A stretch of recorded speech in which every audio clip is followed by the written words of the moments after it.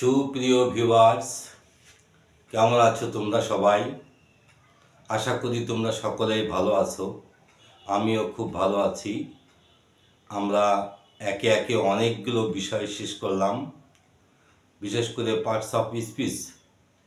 তো কথা, যেহেতু আমি কথার মানুষ, কথা যদি বলতেই থাকি এই কথা কখনো ফুরাবে না।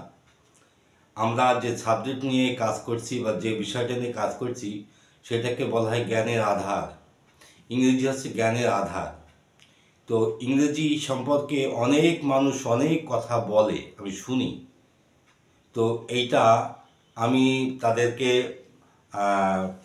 আন্ডার এস্টিমেট করতে চাচ্ছি না, বা আমি বলতেও চাচ্ছি না যে যে তারা এখানে ভুল শিখায় বা ভুল বলে। তো যাই হোক, ওটা আমার কাজ না। আমি যেটা তোমাদের সামনে তুলে ধরেছি সেটা হচ্ছে আমার দীর্ঘজীবনের অভিজ্ঞতা। আমি প্রণব সেন, প্রভাষক প্রণব সেন। আমি দীর্ঘদিন ধরে একটা কলেজের ছাত্র পড়াই, এবং আমি এই ইংরেজিতে অনার্স মাস্টার্স করে, এবং এই ভাষাটা নিয়ে দীর্ঘদিন প্র্যাকটিস করার কারণে আমার বেশ কিছু ধারণা হয়েছে, বেশ কিছু বিষয় আমার সামনে এসেছে। যে বিষয়গুলো যখন আমরা ছাত্র ছিলাম তখন এই বিষয়গুলো আমাদের সামনে এভাবে তুলে ধরা হয়নি। এইটা এখন আমি তোমাদের সামনে তুলে ধরছি, কারণ আমি আসলে আমার অভিজ্ঞতাটা তোমাদের সামনে শেয়ার করছি। ইংরেজিটা আগে তোমাদের সামনে একটা বিষয়টা পরিষ্কার করিনি। সেটা হচ্ছে সকলের কাছে ইংরেজিটা কঠিন লাগে। কঠিন এই জন্যই লাগে কারণ এই বিষয়টা রপ্ত করতে একটু সময় লাগে। তারপরে একেবারে সহজ বিষয় না। তারপরে বিদেশি ভাষা, আমাদের মাতৃভাষা না। আবার মাতৃভাষাতে সম্পর্ক করতে হয়। আর একটা বিষয় আছে, এটা কথার সাথে সম্পর্ক। তো কথা কি জিনিস আমরা জানি।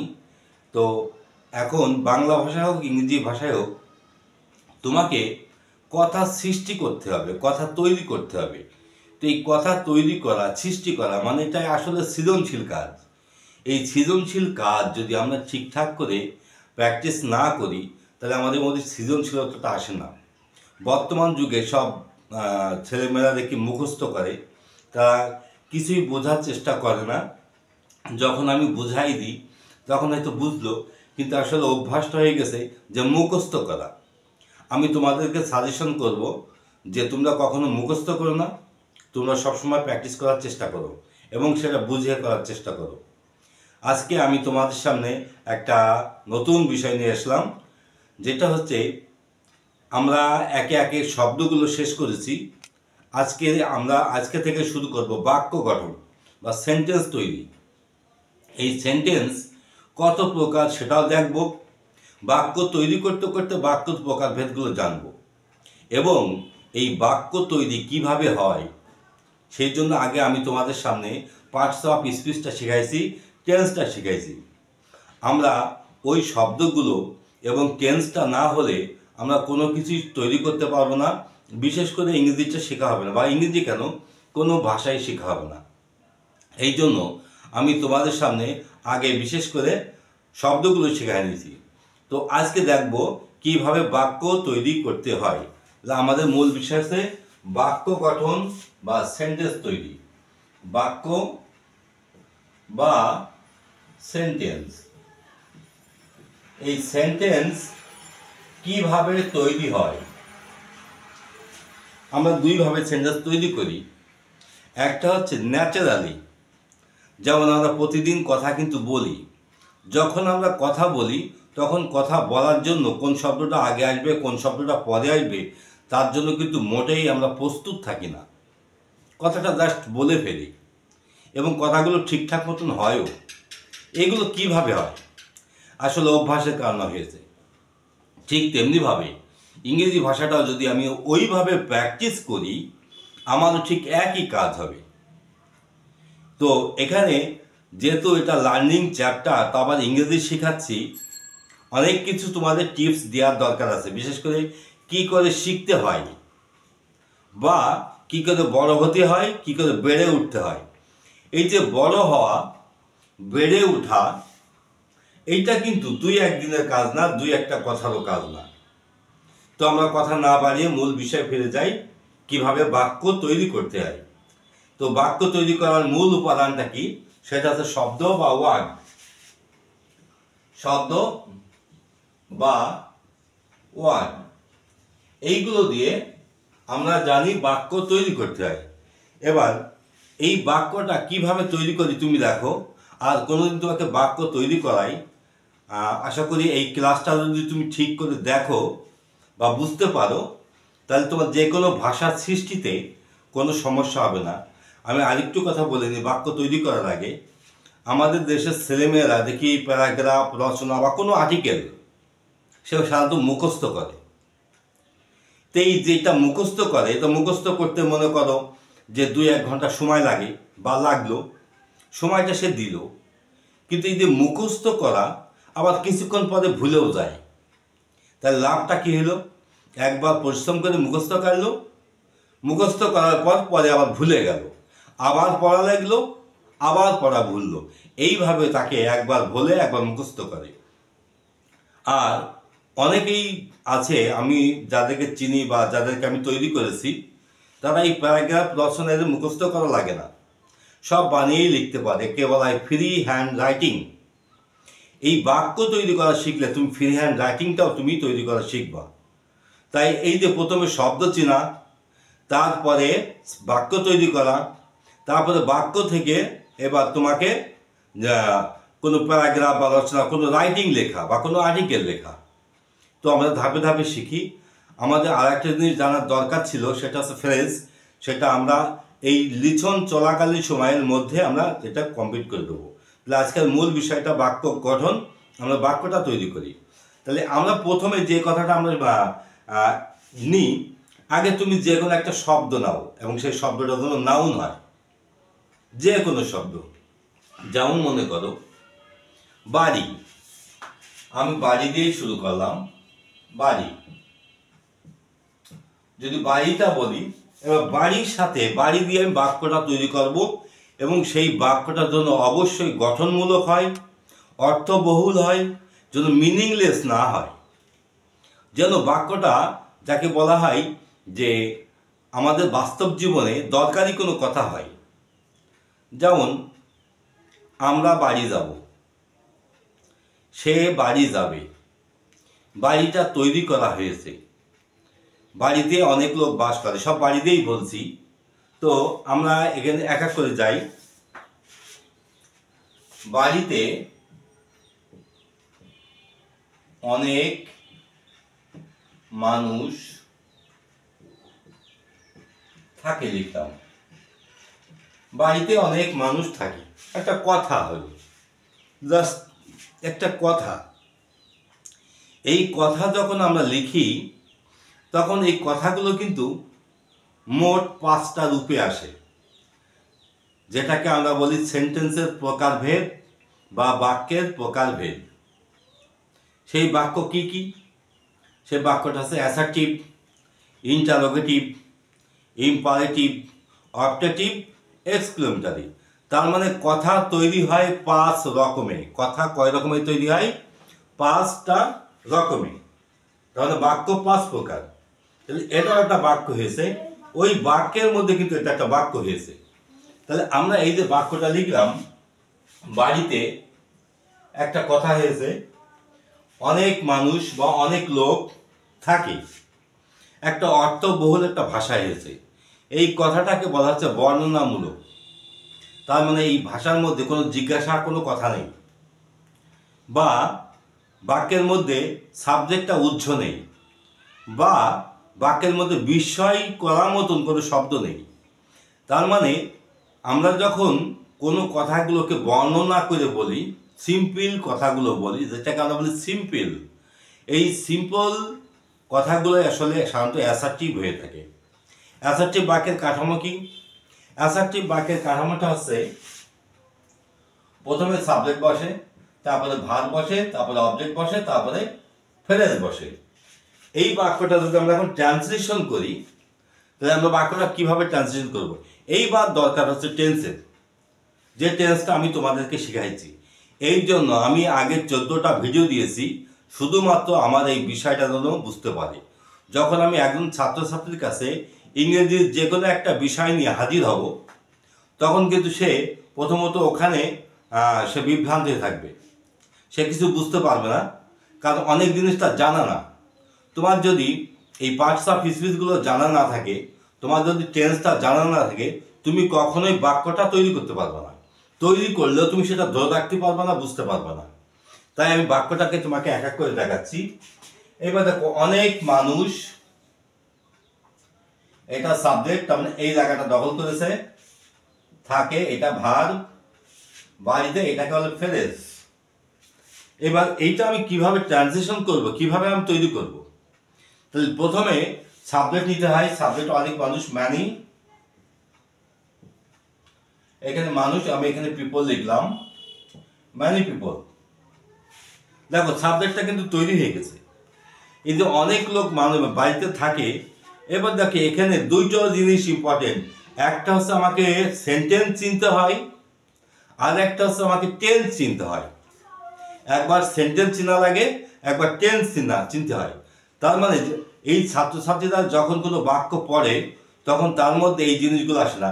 সেন্টেন্স সে চেনে না, টেন্সটা সে ঠিক মতো ধরতে পারে না, শব্দগুলো সে ঠিক মতো বোঝে না। এই জন্য বাক্যের সেটিংগুলো সে উল্টোপাল্টা করে ফেলে এবং সেটিংগুলো বুঝতে পারে না। তো এই যে অনেক মানুষ, ম্যানি পিপল, আমি কিন্তু সাবজেক্টটা লিখে ফেলেছি। তার মানে ম্যানিটা আগে বসেছে, পিপলটা পরে বসেছে। এখানে যদি পিপলটা যদি আগে লিখি, ম্যানিটা যদি পরে লিখি, তাহলে উত্তর হবে অনেক লোক, লোক অনেক থাকে। কথাগুলো কেমন হয়ে যাচ্ছে না? এইগুলোকে বলে আমাদের ইন্দ্রিয়কে বা আমাদের মস্তিষ্ককে আমরা যদি কোনো কথা বলে দিই, মস্তিষ্ক নিজের অজান্তেই ওগুলো ঠিক না বেঠিক সে কিন্তু সুন্দর করে আমাদেরকে বোঝাই দেয় বা বলে দেয় যে এই কথাটা ঠিক হয়নি, এই কথাটা সুন্দর হয়েছে।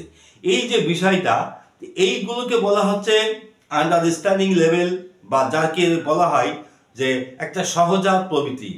যদি তোমার মধ্যে এই সহজাত প্রবৃত্তিগুলোটা না থাকে, ন্যাচারাল জিনিসটা যদি না থাকে, তাহলে তুমি বুঝতে পারবা যে তুমি লাইন থেকে সরে গেছো। তার মানে বিশেষ করে শিক্ষার জীবনে আমার একটা সাজেশন হচ্ছে এই, সারা জীবন তুমি বোকা থেকো, ন্যাচারাল থেকো, কখনো চালাক হও না। সবসময়ের জন্য একটা প্রকৃতি যেভাবে থাকে তুমি ঠিক সেভাবে জীবনযাপন করো। আশা করি সৃষ্টিকর্তা তোমার খুব মঙ্গলই করবে। তো যাই, আমরা মূল বিষয়ে যাই। এই যে বাক্যটা, আমরা বাক্যটা জানলাম অ্যাসার্টিভ, এটা কিন্তু একটা টেন্সে পড়ে। কোন টেন্সে পড়েছে, তাহলে আমার এখন টেন্স চিনতে হবে। এবার টেন্স চিনতে হলে আমি তোমাদেরকে বলেছিলাম যে টেন্সটা বাংলা দিয়ে চিনতে হয়। তার মানে আমি যেহেতু বাঙালি, তুমিও বাঙালি, তা তুমি টেন্সটা কিভাবে খুঁজে পাবে? ইংরেজিতে? এখানে তো ইংরেজিতে লেখা নেই, এখানে তো লেখা আছে বাংলায়। তাহলে বাংলা হোক ইংরেজি হোক, ইংরেজি হলে তোমাকে ওটা বাংলা করে অর্থ করে তোমাকে টেন্সটা বের করতে হয়, আর বাংলা হলে তোমাকে ওটাকে ইংরেজি করতে হয়। তার মানে বাংলায় হোক আর ইংরেজি হোক, তোমাকে টেন্সটা বাংলায়ও চিনতে হবে, ইংরেজিতেও চিনতে হবে।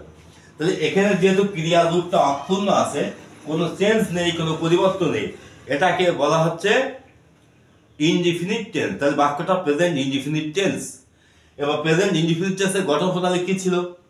সাবজেক্টটা যদি সিঙ্গুলার হয় তাহলে ভার্বের সাথে এস বা ইয়ের যোগ, আর যদি প্লুরাল হয় তাহলে ভার্বের সাথে কিছু যোগ হবে না। এখানে যে সাবজেক্টটা আমি নিয়েছি, এই সাবজেক্টটার সাথে কিন্তু প্লুরাল, এর সাথে কিছু কিন্তু যোগ হবে না।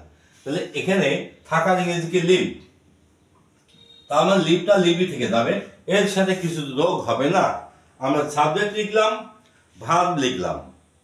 এবার আরেকটা জিনিস বাকি আছে, বাড়িতে। এই জায়গাটাই তোমাদের একটা জিনিস পরিচয় করার দরকার আছে, সেটা হচ্ছে ফ্রেজ। আমি বলছিলাম না যে ফ্রেজটা তোমাদের চেনার দরকার আছে। মোট সাধারণত 4 প্রকারের বাক্য তৈরি হয়, ফ্রেজ তৈরি হয় 4 থেকে 5 প্রকার। তো তার মধ্যে 4 প্রকারটা বেশি বসে, বিশেষ করে prepositional phrase, infinitive phrase, present participle phrase, past participle phrase. এই বাক্যটা প্রিপজিশনাল ফ্রেজ, তার মানে এখানে একটা ফ্রেজ যোগ করা হয়েছে। এবার আমি বাড়ি লিখলাম, তো বাড়ির ইংরেজি আমরা সাধারণত জানি যে তোমার এখানে হোম লিখলাম, হোম। এখানে যদি তুমি হাউস লেখো তাও উত্তরটা হয়, হাউস লিখলে সাধারণত ঘর বোঝায়, হাউস আর হোমের মধ্যে পার্থক্য আছে। হোম বলতে বোঝাই আমাদের বাড়ির আঙিনা সহ আশপাশ সহ যে একটা ল্যান্ড, তাকে আমরা হোম বলি।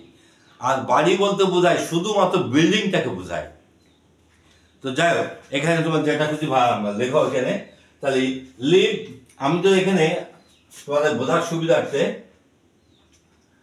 লিভ মনে করো, এবার লিভ ইন, আমরা জানি লিভের পাশে ইন বসে। এই যেখানে বাড়ি লিখলাম, এই হোম মানে বাড়ি, তুমি যদি হাউসও ধরো, হাউস বলতে ঘর বোঝাবে, তাহলে এই ইনটা কেন বসলো? আমরা প্রিপজিশনাল যে ফ্রেজটা ছিল, আমরা প্রিপজিশন যেটা দেখাইছি সেটা হচ্ছে এই জন্য প্রিপজিশনটা কেন দরকার। দেখো এখানে বাড়িটা দেখলাম, বাড়ি শব্দটা তো নাউন ছিল, তা নাউনের সাথে আবার কি যুক্ত হয়ে আছে? আসলে প্রিপজিশন যুক্ত হয়ে আছে। বাংলায় যখন এ তে অন্তস্থ এই কথাগুলো যখন যুক্ত থাকে তখন বাংলায় ইন শব্দটা আসে, ইংরেজিতে ইন শব্দটা আসে, আর বাংলায় এতে অন্তস্থ আসে। তাহলে ইন মানে এ তে অন্তস্থ বাংলায় প্রকাশ করে। তাহলে যেখানেই আমরা এতে অন্তস্থ দেখবো সেখানে ইন প্রিপজিশনটা লাগবে। তো লিভ ইন হোম বা লিভ ইন হাউস, সে ঘরে আছে বা বাড়ি আছে সেটা দেখাই হোক। এবার দেখো এই বাক্যটার মধ্যে আর কোথাও কোনো ভুল নেই, বাক্যটা তৈরি হয়ে গেছে। Many people live in house, live in home. তো এটা তোমার যেটা মনে হয় আমি দুটোই বুঝালাম। আঙিনা সহ যেটা তাকে বলা হচ্ছে হোম, আঙিনা বাদে যেটা সেটাকে বলা হচ্ছে হাউস। এবার আমরা আর একটা বাক্য নিই। মনে করো যে শাওন, আমি একটা নামই নিলাম শাওন। শাওন কি করেছে? মনে করো পরীক্ষায় ফেল করেছে, এইটাই আমি নিলাম, শাওন পরীক্ষায় ফেল করেছে। এইভাবে তোমরা প্রতিটা বাক্য একা একা তৈরি করবা, তৈরি করার পরে সেটা আবার কোন টেন্সে পড়েছে সেটা বের করবা। শাওন পরীক্ষায় ফেল করেছে। খেয়াল করো, একটা অর্থবোধক বাক্য এসেছে, এই বাক্যটার একটা অর্থ আছে। তারপরে এই বাক্যটা কোন সেন্টেন্সে বলেছি? এই বাক্যটা অ্যাসার্টিভ সেন্টেন্সে বলেছি। আমি সেন্টেন্সটা আপাতত তোমাকে দেখাচ্ছি না, কারণ এখন যদি সেন্টেন্স তোমাকে বুঝাই, তোমাকে একটা গল্প বলি। গল্পটা হচ্ছে এই যে কোনো একজন নাপিত সে এলাকায় ফোড়া ফাটিয়ে বেড়াতো। তো এই ফোড়াটা ফাটাতো সে নিজের ইচ্ছা করে, অজান্তে সে কাজটা করত। পাশে এক ডাক্তার ছিল, সে ডাক্তারের কোনো রুগী হতো না। তো সেই ডাক্তার একদিন চিন্তা করলো এই নাপিতকে আমি কিভাবে বোঝাতে পারি।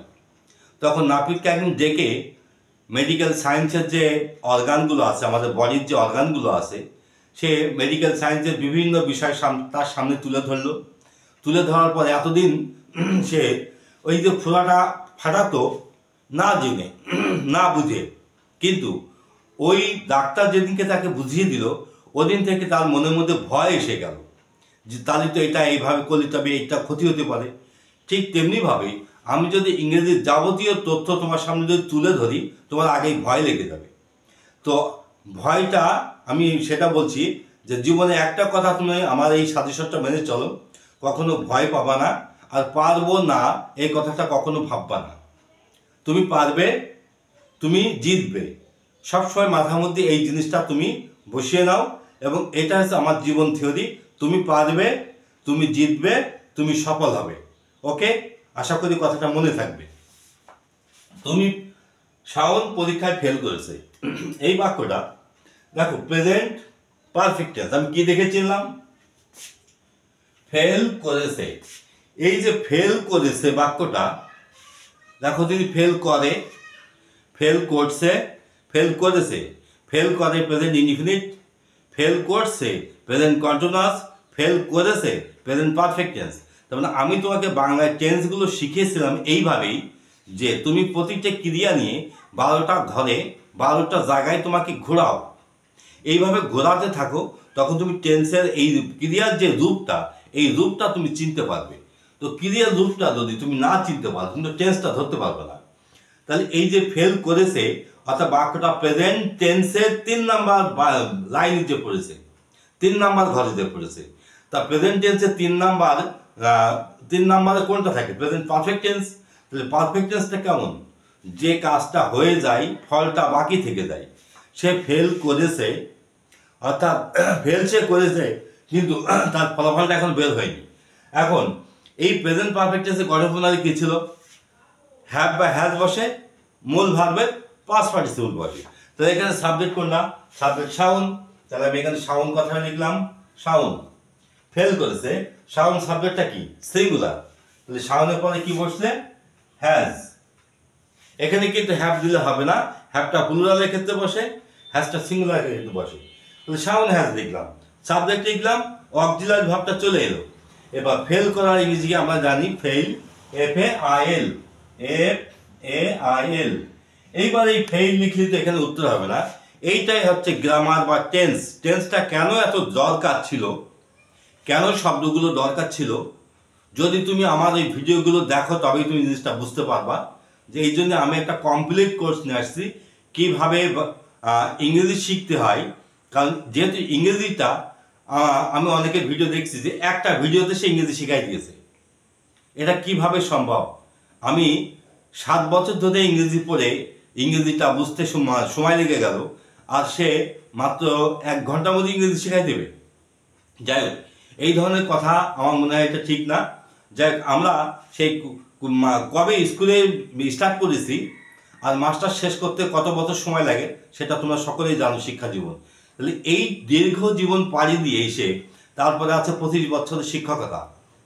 তা এই যে আমি 25 বছর ধরে একটা কলেজে অধ্যাপনা করছি, এই যে অধ্যাপনাটা আমাকে এই অধ্যাপনা করতে করতে ছাত্রছাত্রীদেরকে মোটিভ বুঝে, তাদের ইমোশন বুঝে, তাদের ইন্টেলিজেন্স দেখে, তাদের নির্বুদ্ধিতা দেখে অনেক কিছু বেরিয়ে এসেছে যেগুলো আমি আগে জানতাম না। তাই আমি এখন তোমাদের সামনে শেয়ার করছি। এখন এই যে শাওন হ্যাজ ফেইল, দেখো এখানে শাওন ফেল করেছে, শাওন ফেল করেছে, আমার কথা কিন্তু হয়ে গেছে। আর একটা বাকি আছে, সেটা হচ্ছে পরীক্ষায়। এই যে এখানে শুধু পরীক্ষা লেখা নেই, পরীক্ষার সাথে কিন্তু অন্তঃস্থ যোগ হয়েছে। তার মানে কি? প্রিপজিশন যোগ হয়েছে।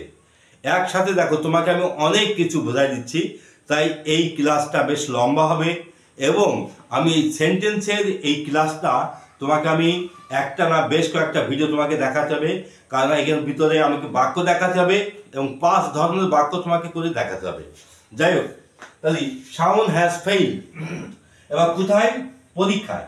আমরা জানি পরীক্ষা লিখেছি কি? এক্সাম। কেউ এক্সামিনেশনও বলে, এক্সামও বলে, দুটোই রাইট। তো আমি নাউনটা লিখলাম। এইবার যে পরীক্ষায় সে ফেল করেছে, এইবার একটা এখানে জিনিস প্রয়োজন, সেটাকে বলি আমি আর্টিকেল।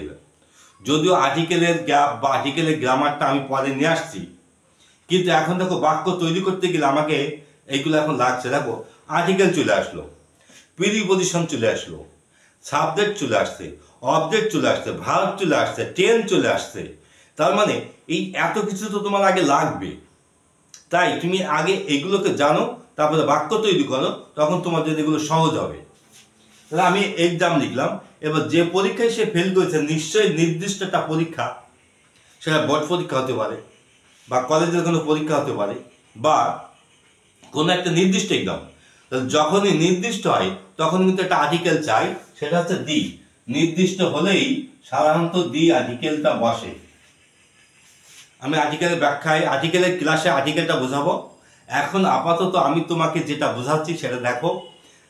দেখো, আমি তোমাদেরকে একটা কথা বলি যে আমি প্রথমে তোমাদের সাথে ভিডিওতে বলছিলাম, আমার কাছে অনেক তথ্য আছে যে তথ্যগুলো অনেকেই জানে না, অনেকের কাছে এই বিষয়টা নেই। আমি তো শুধু তোমাদের সামনে ইংরেজিটা বিষয় বোঝাইছি। এই মানব জীবন আসলে অনেক একটা বিরাট ভাস্ট পার্ট। এখানে জীবনে সফল হতে হলে তোমাকে অনেক কিছু জানতে হবে, শিখতে হবে। একটা কথা মাথায় রেখো, প্রতিদিন তোমাকে নতুন নতুন কিছু শিখতে হবে। প্রতিদিন তোমাকে শিখতেই হবে, তবেই তুমি বড় হবা, বেড়ে উঠবা। এবার এসে মূল কথাই। তাহলে আমরা সবই তো লিখে ফেলেছি, শাওন পরীক্ষা ফেল করেছে। তাহলে এখানে বাদ পড়লো কি? এখানে একটা জিনিস বাদ পড়েছে, সেটা হচ্ছে প্রিপজিশন। তার মানে আমি অন্তঃস্থ ব্যবহার করিনি। বাংলায় যখন আমরা জানি অন্তঃস্থ তে এ তে অন্তস্থ যখন আসে ইংরেজিতে তখন ইন প্রিপোজিশন বসে। আবার ইংরেজিতে একটা অ্যাপ্রোপ্রিয়েট প্রিপোজিশন আছে, যেমন ফেইল ইন, দেখো একসাথে মিলে গেল। ফেইলের পাশে সাধারণত ইন বসে, একটা একটা ফ্রেজ। আবার ওই যে পরীক্ষা শব্দটা আমরা নিয়েছি, সেই পরীক্ষার সাথে আবার প্রিপোজিশন লেগে আছে, তাহলে দুই দিক থেকে মিলে গেল। তো এইভাবে আমরা যখন কোনো কিছু দেখে শুনে কোনো বিষয়টা যখন একেবারে খুলে ফেলবো, পরিষ্কার করে ফেলবো, তখন তুমি সব কিছু বুঝতে পারবা যে এইটা কোথা থেকে শুরু হয়েছে, কোথা থেকে শেষ হয়েছে, তুমি সব কিছু ধরতে পারবা। তো এইভাবে তুমি বাক্যগুলো আগে প্র্যাকটিস করো। আমরা আর একটা বাক্য নিই, যে কোনো একটা বাক্য। মনে করো যে লাইট বা আলো, আলো। এবার আলোর সাথে আমি কথা আস্তে আস্তে যোগ করব, একটা অর্থবহুল বাক্য তৈরি করব। এই বাক্যগুলো আমি প্রথমের দিকে ন্যাচারালি বলবো, কিন্তু আস্তে আস্তে যখন অভ্যাস হয়ে যাবে তখন তুমি আলোর সাথে একটা যুক্তিপূর্ণ কথা তৈরি করা শিখবা। এক কথায় আস্তে আস্তে বাক্য তৈরি করতে শিখবা। যেমন আলো, আলো কি আলো? আলোটা হালকা আলো হতে পারে, সূর্যের আলো হতে পারে, রোদের আলো হতে পারে, তারপরে বিজলি বাতির আলো হতে পারে, অনেক কথা হতে পারে। তাহলে আমি এখানে লিখলাম সূর্যের আলো, সূর্যের আলো। এইবার এই কথার সাথে আস্তে আস্তে বাক্যটা তোমাকে একটা পূর্ণাঙ্গ কথায় রূপ দিতে হবে এবং আস্তে আস্তে এইভাবে বাক্যটা তৈরি করতে হবে। সেটা আবার টেন্সে ফেলতে হবে, টেন্স অনুসারে সেটাকে আবার ট্রান্সলেশন করতে হবে। সূর্যের আলো আমরা প্রতিদিন পাই, কিংবা সূর্যের আলোতে ডি ভিটামিন থাকে, এটাই লিখলাম। সূর্যের আলোতে ডি ভিটামিন থাকে, একটা কথা ধরে লিখলাম, ডি ভিটামিন থাকে। দেখো বাক্যটা তৈরি করেছি। এই বাক্যগুলো যখন আমরা বিশেষ করে ফার্স্ট লার্নার, তখন কিন্তু সে বুঝতেই পারে না এখানে শুরু হয়েছে কোথায়, শেষ হবে কি দিয়ে, এর সাবজেক্টটা কি, ইত্যাদি ইত্যাদি। আসলে সে যেটা হয়ে থাকে, সে প্রথমে পেয়েছে ভয়, ভয়তে তার মস্তিষ্কগুলো বা তার ব্রেনগুলো সব কিন্তু মানে যাতে বলা হয় অকেজ হয়ে পড়ে আছে, ইনঅ্যাক্টিভ হয়ে আছে। কিন্তু তুমি যদি ভয় না পাও, তুমি যদি কাজে লেগে যাও, তাহলে কিন্তু আস্তে আস্তে তৈরি হবে। তো প্রথমে আমার সাজেশন হচ্ছে তুমি ছোট্ট ছোট্ট করে বাক্য তৈরি করবা, বাক্যটা টেন্স অনুসারে, টেন্স নিয়মে তুমি সেটাকে আবার ট্রান্সলেশন করবা। এইভাবে করতে করতে বেশি দিন সময় লাগে না, 7 দিন যদি প্র্যাকটিস করো, 7 দিন পরে যে তোমার কিন্তু বাক্যটা আস্তে আস্তে তুমি বড় বড় বাক্য তুমি তৈরি করতে পারবা। তাহলে সূর্যের আলোতে ডি ভিটামিন থাকে, তাহলে ডি ভিটামিন, এখানে সাবজেক্টটা দেখো, ডি ভিটামিন থাকে সূর্যের আলোতে। আমি লিখলাম ডি ভিটামিন, তখন সাবজেক্টটা লিখে ফেলেছি। প্রশ্ন হচ্ছে এখানে দি আসলো কেন? তোমাকে আগেই বলেছি যে নির্দিষ্ট হলে দি আর্টিকেল বসে। তার মানে আমরা এখানে ডি ভিটামিনটা পেয়েছি, কিন্তু ডি ভিটামিনটা নির্দিষ্ট হওয়ার কারণে এখানে কিন্তু দি বসলো। এখন দিটা যদি এখানে না লিখি, তাহলে আমার বাক্যটা ভুল হয়ে যাবে, আমার গ্রামারটা ভুল। D vitamin. এবার থাকার ইংরেজি, এখানে থাকার ইংরেজিকে তুমি লিভ লিখবা না, হবে না। যখন মানুষ থাকে তখন সেখানে লিভ হয়, কিন্তু কোনো বস্তু যদি থাকে সেখানে মনে করো যে টেবিলের উপরে একটা কলম রাখা আছে, আসলে লাই, LI, লাই মানে রাখা। কিন্তু এই যে ডি ভিটামিন থাকা, এইটা কিন্তু লিঙ্কিং ভার্ব দিয়ে প্রকাশ করা হয়, অর্থাৎ অ্যাম, ইজ, আর, ওয়াজ, আর আমরা যেগুলো বলছিলাম, তাহলে ডি ভিটামিন ইজ, এখানে ইজ মানেই থাকা বোঝাইছে, তার মানে ইজ ভাবটা হয়ে গেছে। তাহলে এইটা হচ্ছে ভার্ব, এইটা হচ্ছে সাবজেক্ট, আর এটা হচ্ছে একটা ফ্রেজ। তাহলে তুমি যখন বাক্য তৈরি করবা, তখন তুমি আগেই তুমি খুঁজে নিবা এখানে কোনটা সাবজেক্ট, কোনটা ভার্ব, কোনটা অবজেক্ট, কোনটা ফ্রেজ। এইভাবে যদি তুমি ভাগ ভাগ করে নাও, তাহলে তোমাকে বাক্য তৈরি করতে সুবিধা হবে, ট্রান্সলেশন করতে সুবিধা হবে, অনেক কিছু করতে সুবিধা হবে। যাই হোক, তাহলে দি ভিটামিন ইজ। এবার সূর্যের আলোতে, তাহলে সূর্যের আলো ইংরেজি কি? আগে আলোটা লিখি, দি লাইট। এই যে দি লাইট লিখলাম, লাইট মানে আলো, তাহলে দিটা কেন লিখেছি? আলোটা এখানে নির্দিষ্ট হয়ে গেছে, তাই না? তাহলে নির্দিষ্ট হয়ে গেছে বলেই এখানে বসেছে দি। এবার দি লাইট আলো, আলোটা কার? সূর্য। এবার দেখো সূর্যের ইংরেজি কি? সান, SUN। তাহলে সানটা কি আবার নির্দিষ্ট না? তাহলে এখানে আবার দিয়ে আসছে, তাহলে দি সান। এখন সূর্য লিখলাম, আলো লিখলাম, সূর্যের পাশে কি লেখা আছে? র। আমি যে গোল চিহ্ন দিয়েছি, এই রটা কি? এটাকে বলা হচ্ছে প্রিপজিশন। আমরা জানি কোন নাউনের সাথে যখন র, এর, তে, অন্তস্থ, এই যে নাউনকে মডিফাই করে যে শব্দটা, সেটাই আসে মূলত প্রিপজিশন। তাহলে এই প্রিপজিশনটা আমি চিনে ফেলবো করতে করতে। তো এই জন্য এই প্র্যাকটিসটা 2-1 দিনের কাজ না, বা 2-1 দিন হয় না, একটু সময় লাগে। এবার দি সান। এবার পাশাপাশি দুটো নাউন দেখো, সূর্যও নাউন, লাইটও নাউন।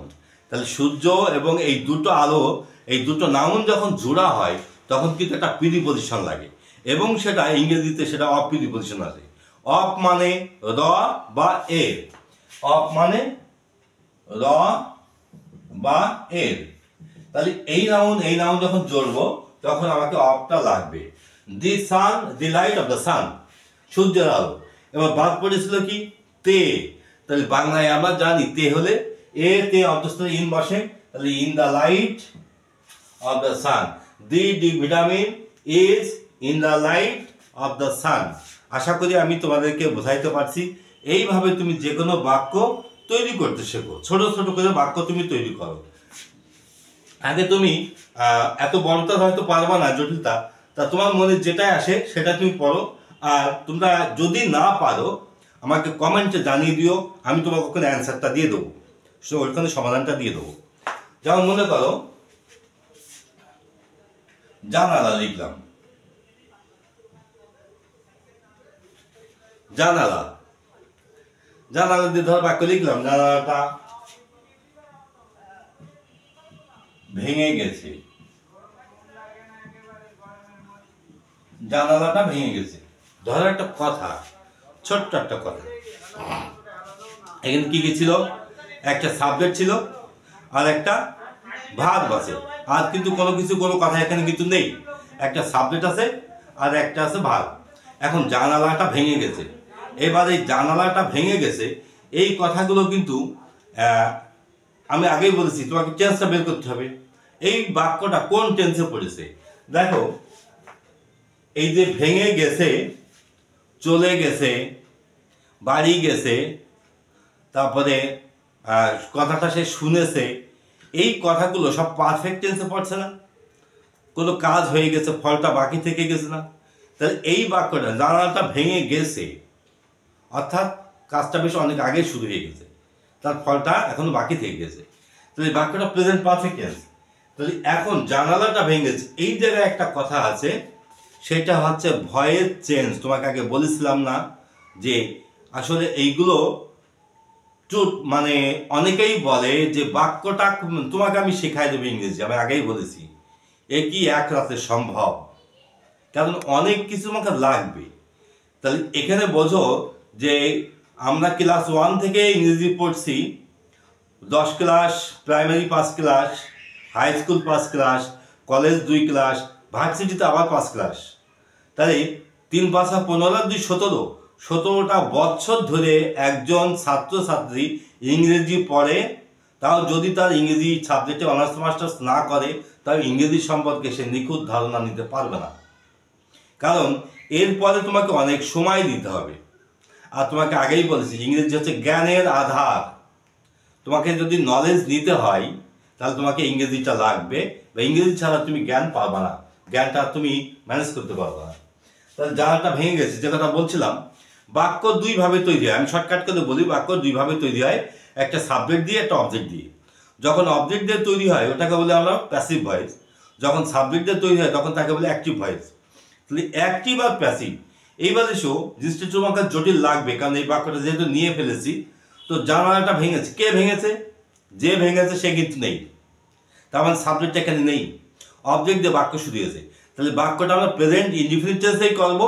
এবং দেখো কিভাবে করি, জানালাটা ভেঙে গেছে, আগে আমি অ্যাক্টিভটা বোঝাই তাহলে তুমি বুঝতে পারবা।